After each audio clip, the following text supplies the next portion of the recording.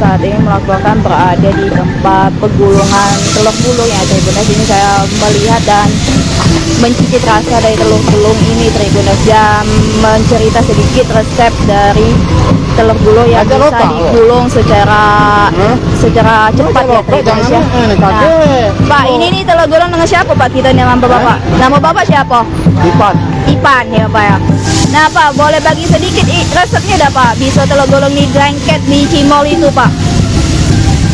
Apa baik Pak? Telurnya berapa ekor? Telurnya 4, terus tuh 8 Pak ya.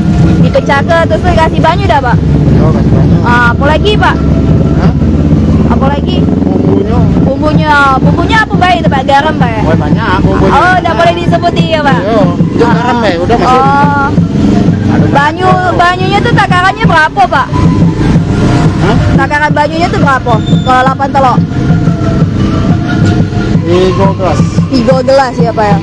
Nah ini Tribuners, resepnya tadi dengan 8 telur. Airnya tuh 3 gelas apa Pak? Besar ini ya? 3 gelas besar ini Pak, apa yang kecil? Oh, gelas kecil ya. Dikasih garam dan bumbu rahasia Bapak yang tidak boleh sebutin Pak ya. Oh iya.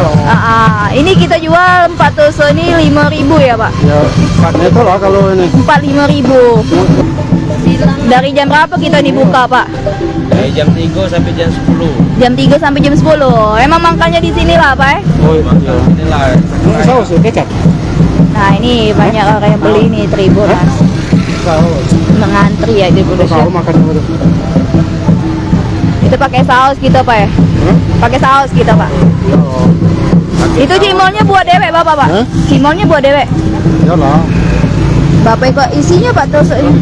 3 itu Tribuners ya. Cimolnya tuh ada 3 tusuk cimol di Tribuners. Nah dengan adonan tadi itu 8 telur, terus tuh dikasih banyu 3 gelas kecil Tribuners ya, terus dikasih garam dan dikasih penyedap rasa yang tidak mau Pak Ipan jelaskan ya Tribuners. Ini lokasinya berada di Sakoraya ya Pak?